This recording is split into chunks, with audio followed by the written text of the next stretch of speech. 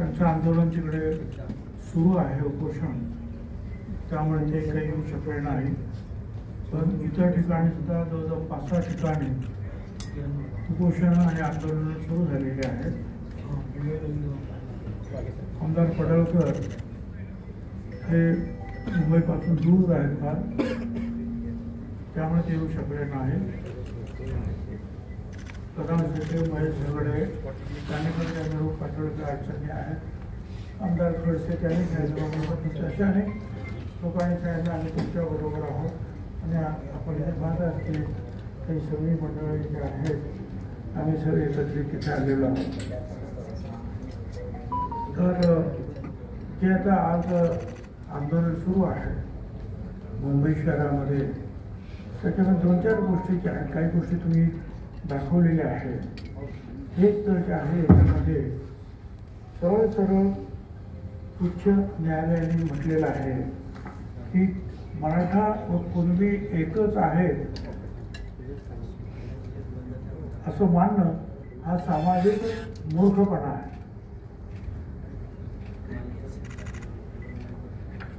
परत दुसरं पण असंच आलं जजमेंट आणि त्याच्यात सांगितलं की मराठा आणि कुणबी ह्या वेगळ्या जाती आहेत. याच्यावर सुप्रीम कोर्टात ज्यावेळेला केस गेली त्यावेळेला सुप्रीम कोर्टाने म्हटलं आहे, in the view of the above facts and position the bench finds that the Maratha is not socially backward community. Maratha is not a socially backward community, but is a socially advanced and prestigious community, and therefore the request for inclusion of Maratha in the central list of backward classes of Maharashtra, along with Kundi, should be rejected.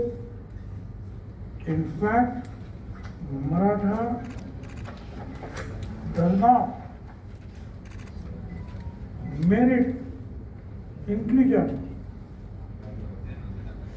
in the backward classes of Maharashtra, either jointly or Kundi, with Kundi, or under the separate entity office. म्हणजे कुणबी मराठा किंवा मराठा कुणबी किंवा नुसता मराठा हे जे आहे ते होऊ शकणार नाही. हे सुप्रीम कोर्टाने सांगितलं, वारंवार सांगितलेलं, एकदा नाही. आपण एक लक्षात घेतलं पाहिजे की ज्या वेळेला काही वर्षापूर्वी महाराष्ट्रामध्ये मराठा समाजाचे मोर्चे निघाले, गुजरातमध्ये गुजराती समाजाचे, पाटीदार समाजाचे, पटेल समाजाचे, राजस्थानमध्ये गुर्जर समाजाचे आणि हरियाणावरती जे जाट समाजाचे मोर्चे निघाले ते आम्हाला पण पाहिजे. मग अशा वेळेला हा EWS जो आहे त्याचा हा एक पर्याय जो आहे पुढे आला आणि त्याच्यामध्ये जे आहे हे जे statement of objects and reason central government जो ॲक्ट बनवला त्याच्यामध्ये त्याने असं म्हटलेलं आहे, वाचूनच दाखवतो. However economically weaker section of citizens were not eligible for the benefit of reservation with a view to fulfill the mandate of Article 46 and to ensure that the economically weaker sections of citizens to get a fair chance of receiving higher education and participation in employment in the services of the state, it has been decided to amend the Constitution of India.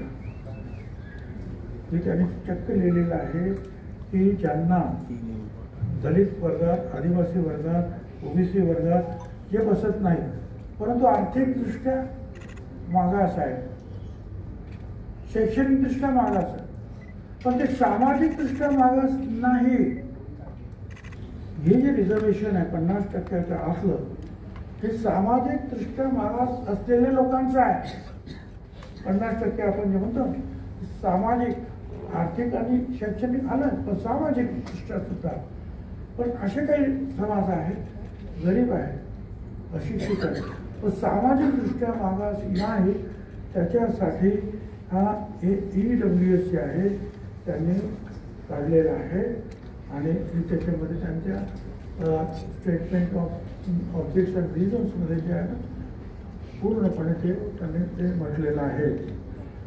आता इथे सुद्धा जे आहे त्याप्रमाणे हे EWS जेव्हा लागू झालं त्यावेळेला जे 10% त्याच्यामध्ये 10मध्ये 8 केवळ मराठा समाजाचे उमेदवार त्यांनी फायदा घेतला असं महाराष्ट्र सरकारने जाहीर केलं माझ्याकडे कागद. म्हणजे 10%मध्ये सुद्धा 8 मराठा समाजाचे फक्त आलेले आहेत. आणि मग हे जो सगळं जे आहे हे जे EWS झाल्यानंतर गुजरातमधलं जे पाटीदारांचं आंदोलन बंद झालं, गुर्जर समाजाचं आंदोलन बंद झालं, जाटचं बंद झालं, साऊथमध्ये कापूचं बंद झालं, कारण त्याला 10% मिळाले. त्याच्यामध्ये ते सहज गेले, कारण 50%चे लोक जाऊ शकत नव्हते तिकडे. त्यामुळे मोठा समाज तोच होता की तो तिथे गेला. तरी सुद्धा काही नेते ऐकायला तयार नाही. मग आणखी दुसरे 10% मराठा समाजाचं सेपरेट आरक्षण दिलं, ACBC. ते टिकवण्यासाठी लढाई सुरू आहे आता. आणि मुख्यमंत्र्यांनी वारंवार सांगितलं की आम्ही ती लढाई जिंकणार, आम्ही हरणार नाही. मग हे असं जर आहे तर मग हे वारंवार जे आहे आम्हाला जे आहे एकत्रित द्या, OBC मध्ये द्या, OBC मध्ये द्या. आता त्यांनी हे जे आहे काय काढलं काय हे निजामाचं जे आहे काय तुमचं वगैरे वगैरे आहे. बरं बरं ठीक आहे. त्याच्यामध्ये सुद्धा त्यांनी काय सांगितलेलं आहे, हे जे आहे हे गॅझेटियर जे आहे ते उस्मानाबाद आणि लातूरचं. त्याच्यामध्ये सुद्धा त्यांनी असं म्हटलेलं आहे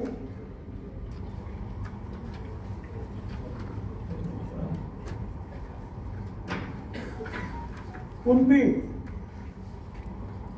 3560, कुणबी 3560. परत वेगळे लिहिले आहेत मराठा 2,46,490.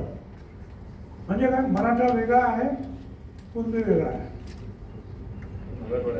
हे मराठवाड्यात तेच सांगतात.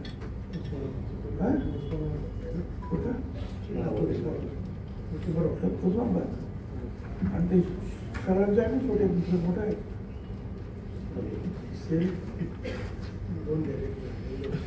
21 द्या ना बाबा.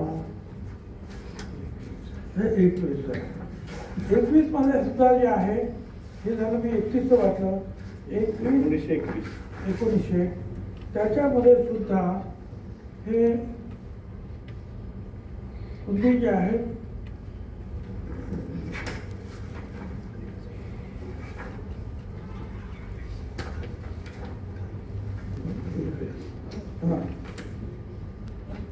कुणबी याच्यात दिलेले आहे 34,324 आणि मराठा लिहिलेले आहे 14,07,200. हे संपूर्ण मराठवाड्याचं आहे. हैदराबाद संस्थान आहे मराठवाडा निजामचं. आता याचा अर्थ काय झाला, याचा अर्थ असा झाला की 1,24,71,000 टोटल निजामाची संख्या, 1,24,71,000 ही टोटल लोकसंख्या. आणि त्याच्यामध्ये 34,000 कुणबी, 34,000 कुणबी. मराठा 14,07,000. म्हणजे किती झाले, कुणबी किती टक्के झाले, 0.3. 0.3%. पण हे पण करताना प्रश्न असा आहे की सर्वात देणार कसं काय? जो पूर्वी आहे तो पुढे जायला पाहिजे. आता ते म्हणतात जेवढे जे शेतकरी आहेत ते सगळे कुणबी. अरे ब्राह्मण सुद्धा शेतकरी होते ना, आहेत सुद्धा. पारशांची सुद्धा शेती आहे, मारवाडी समाजाची आहे, सगळ्यांची आहे शेती. मग काय त्यांचं काय करायचं? ते सगळे झाले ओबीसी. ओबीसीची जे आहे निजामापासून सुद्धा फारकत केलेले मराठा वेगळे आहेत आणि कुणबी वेगळे आहेत आणि ओबीसी आणखी वेगवेगळे आहेतच त्याच्यामध्ये. साळी माळी कोळी तेली तांबोळी बंजारा काटिक बेटी सगळे वेगवेगळे. मी वाचून येत मला सगळे त्याच्यात. पण त्यांचं म्हणणं की आम्हाला हेच पाहिजे. आम्ही सांगतो त्यांना काय द्यायचं, आम्हाला काय म्हणलं नाही. त्यांना जरूर द्या, ते काय करतात त्याची सुद्धा आम्हाला कर्तव्य नाही. पण आमचे जे काही आम्हाला 27% 17% आम्हाला शिल्लक राहिलेले आहे. कारण 6% जे आहेत हे भटक्या मुक्तांसाठी गेले. बाकीचे आणखीन कोणाला ते नोबेटिक अमुक तमुक त्याच्यामध्ये ते आणखीन सगळे गेल्यावर 2% आणखीन गोवारीला गेले. 17% शिल्लक राहिले आणि 374 जाती आहेत. तुम्ही आमच्यामध्ये त्यांना टाकू नका, एवढी आमची विनंती. आम्ही आज मुख्यमंत्र्यांना मी स्वतः भेटतो.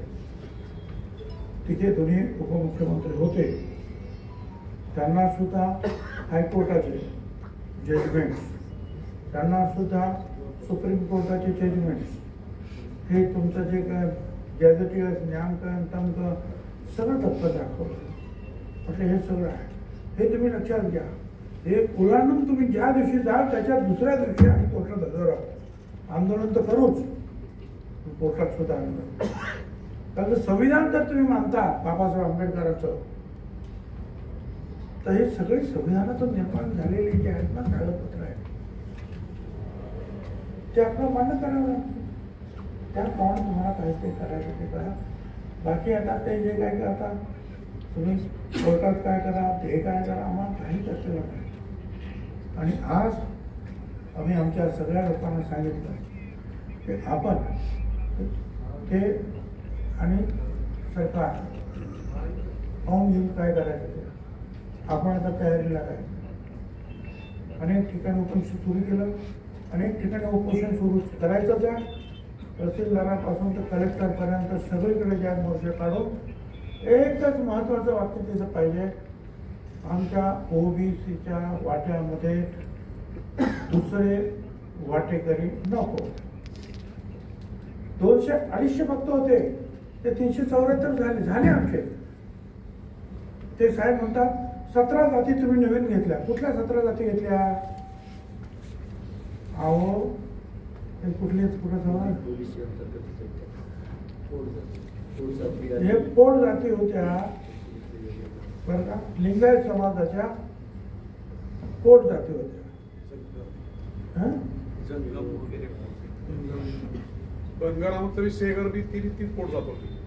पोट जाती होत्या त्या लिंगायत परवाच्या दिवशी 8 दिवसापूर्वी त्या लिंगायत समाजाच्या होत्या, पोट जाती होत्या. वेगवेगळ्या समाजाच्या असतात की नाही. माळी समाजामध्ये हळदी माळी, कोळसे माळी, टोल माळे, आमचं तसे एक बैल केली, 10 बैल केली वगैरे वगैरे. तसं वंजारामध्ये सुद्धा, दलितांमध्ये सुद्धा, सगळ्यामध्ये, आदिवासीमध्ये सुद्धा, तिथे भटक्या मुक्तांमध्ये सुद्धा कितीतरी पोट जाते. ते पोट जाते धनगराचं 29 पोट जाते, 29 पोट ती पोट जाते त्या नवीन जात. आणि ते कसं काय आहे त्याचं, त्याच्यासाठी आयोगाकडे जावं लागतं. आयोग वर्षभर 1.5 वर्ष त्याचा अभ्यास करतं, मग आयोग कळवतो गव्हर्नमेंटला की तुम्ही यांना घ्या आणि मग गव्हर्नमेंट ते स्वीकारतं. त्याप्रमाणे स्वीकारलेलं आहे आम्ही 374 पर्यंत. परंतु मराठा समाज ज्यावेळेला आला त्यावेळेला देशमुख कमिटी, खत्री कमिटी, सराफ कमिटी, बापट कमिटी, चारही आयोगाने जे आहे नकार दिला. चारही आयोगाने, परत हायकोर्टाने नकार दिला, परत सुप्रीम कोर्टाने नकार दिला. आता आणि तुम्हाला हेही सांगतो, ही जे मंडळी म्हणतात मुख्यमंत्र्याच्या हातात हे नाही, मग ते शरद पवार असतील नाही तर फडणवीस असतील, कुणीही अशी जात ओबीसी मध्ये, SC मध्ये, ST मध्ये टाकू शकत नाही. पण ते शरद पवारांनी जे मंडल आयोगाने सांगितलं, भारत सरकारने मान्य, त्याचं फक्त इम्प्लिमेंटेशन केलं. त्यांना अधिकारच नव्हता कोणाला काढायचा कोणाला घ्यायचा. तर ते आयोगाच्या थ्रू तुम्ही यायला पाहिजे. आयोगाने मान्य केलं तर आयोग मान्यच करत नाही. त्यामुळे जे आहे कुठल्याही मुख्यमंत्र्याला किंवा सरकारला दोष देणार मला अजिबात इंटरेस्ट नाही. नियम कायदा सांगतो ते हे सांगतो, कोर्ट सांगते ते हे सांगतात, आणि मग त्याप्रमाणे पोलीस जरी कोण अष्टाग्रह करत असेल तर सरकारने जे आहे ते पाहून घ्यावं. पण आम्ही ठरवलेलं आहे, आम्ही उपोषण करणार, आम्ही जिल्ह्यातून मिरवणुका काढणार, तालुक्यातून, आणि आमच्यावर जर अन्याय झाला तर आम्ही सुद्धा लाखोच्या लोंढ्या नद्या मुंबईमध्ये आल्याशिवाय राहणार नाही. हे आज आम्ही इथे ठरवलेलं आहे. जरांगे मात्र आपल्या मागणीवरती ठाम आहेत. सरसकट शब्द वापरायला त्यांनी एकंदरीत सहमती दाखवली आहे.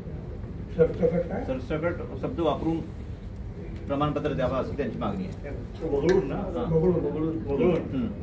चुकीचं तुम्ही प्रश्न चुकीचा आहे. सरसकट वगळून द्या, अभ्यास करा प्रत्येकाचा. आमचं काय म्हणणं नाही, जे विचार कोण द्या ते कोण द्या, आम्ही मान्य करतो. हाताकडे काही नाही आमचं.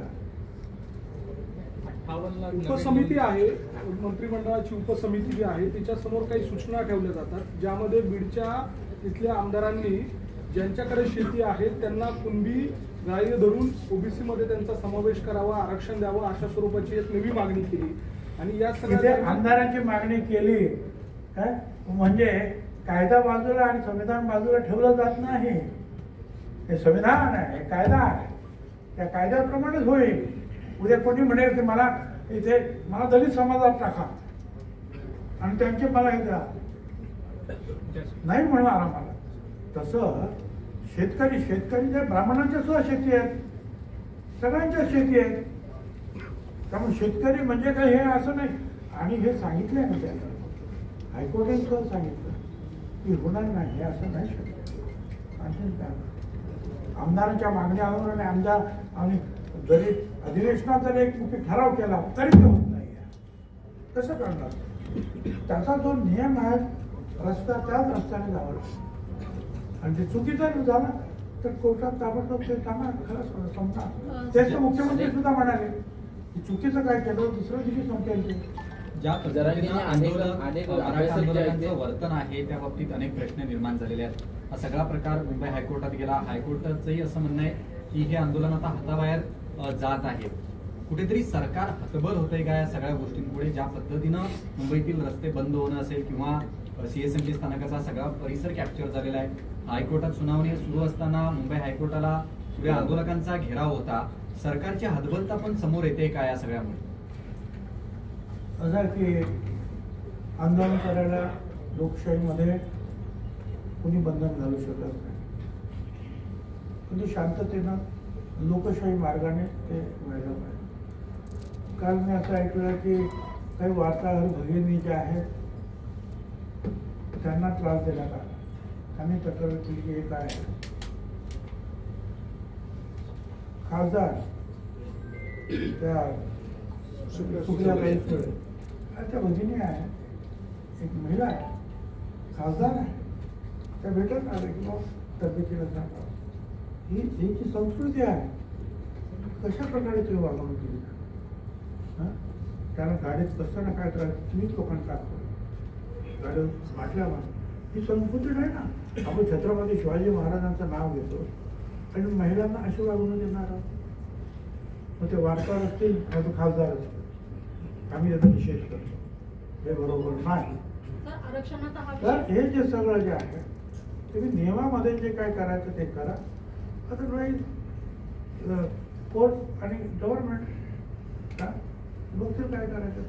आरक्षणाचा विषय न्यायप्रविष्ट असताना आंदोलनाला परवानगी देण्यात आली, त्याच्यानंतर त्याच्यामध्ये मुदतवाढ करण्यात आली.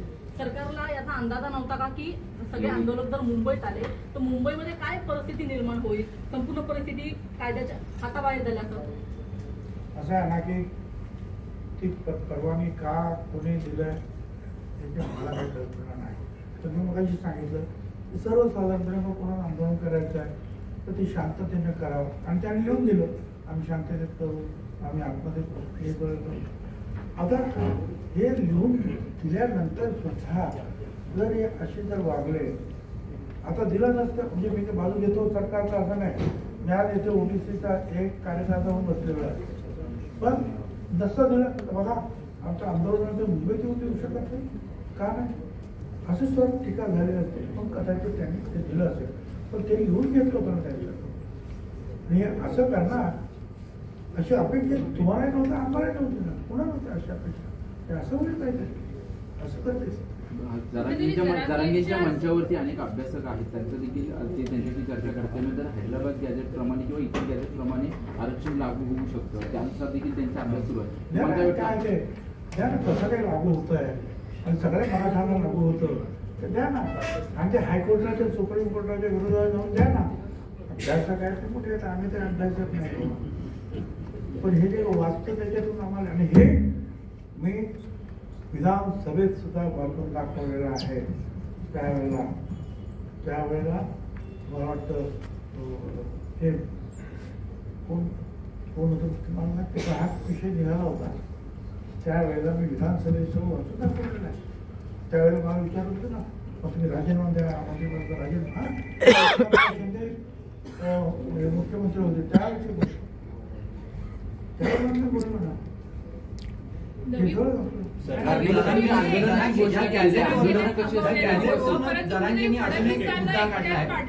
सातारा गॅझेटचा त्यांनी विषय काढलेला आहे.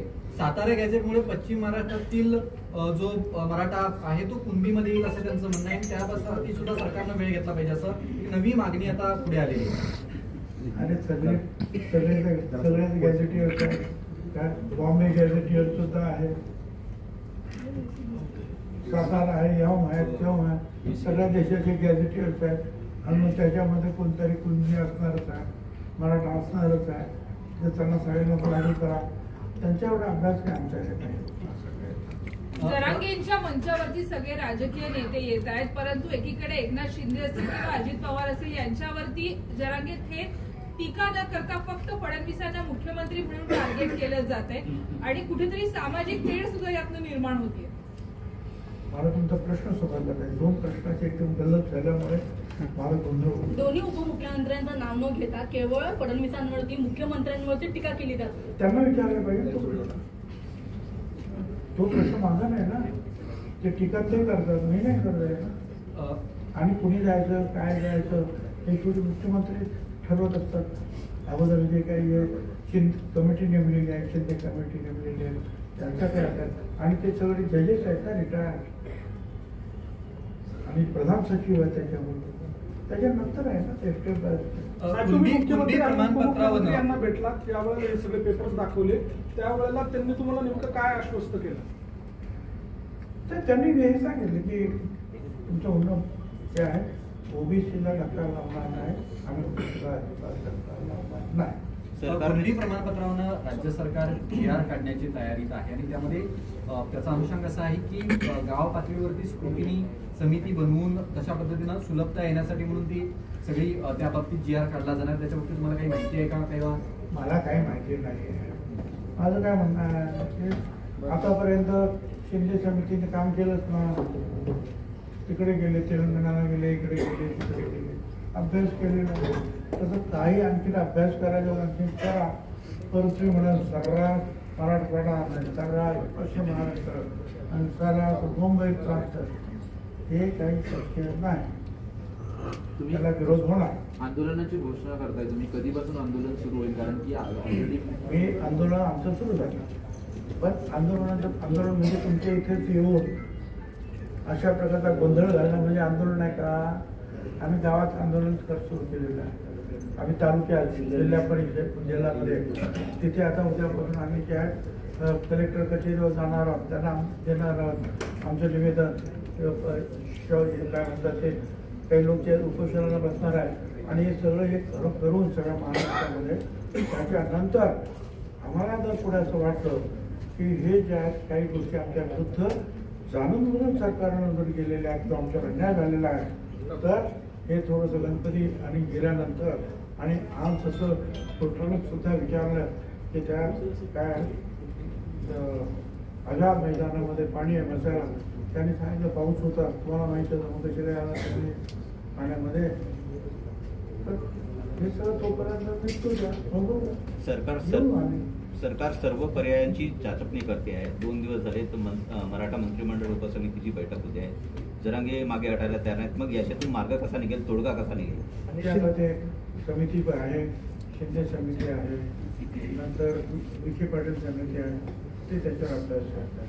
माझा मुद्दा एवढा भटक्या मुद्दा ओबीसीवर अन्याय होऊ देणार नाही एवढा. राज ठाकरे म्हणतात शिंदेनाच विचारा काय ते. हो, राज ठाकरे म्हणतात ठीक आहे, आता त्यांना काय उत्तर द्यायचं आहे ते जरांगेने दिलेलं आहे.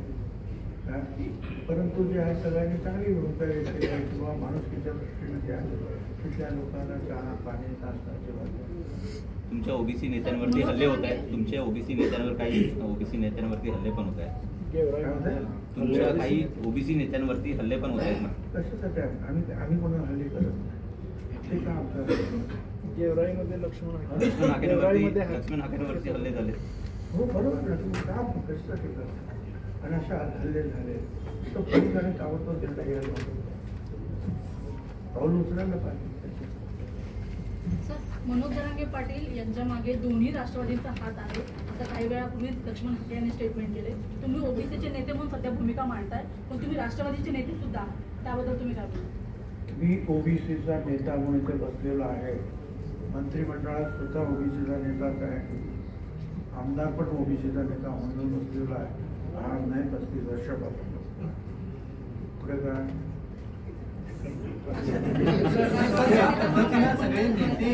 सर, शिंदे समितीला मुदतवाढ देण्यात आली. काही गॅजेटचा अभ्यास करण्यासाठी शिंदे समितीला आणखी मराठा म्हणून जाऊ शकता, तर मी सुद्धा ओबीसी म्हणून काय त्या गोरगरिबांसाठी लढू शकतो. हम तुम्हारे साथ है. शिंदे समितीला परत मुदतवाढ देण्यात आली. काही गॅजेटचा अभ्यास द्या, आणखी द्या, 2, 10, 15, 25 वर्ष द्या. आमचं काहीच म्हणणं ना हो. एक घर तपासा, द्या ना तुम्ही कुठे घेतली द्या. आमचं काय म्हणणं. आणि हे पण चेक करा म्हणा, ज्यांनी खोटी सर्टिफिकेट घेतली त्यांची सर्टिफिकेट रद्द सुद्धा करा. हे पण करा. सर, हिंदी में जानना चाहेंगे, आज जो है बैठक संपन्न हुई, यहाँ पे क्या निर्णय लिए गए इस पूरी बैठक में?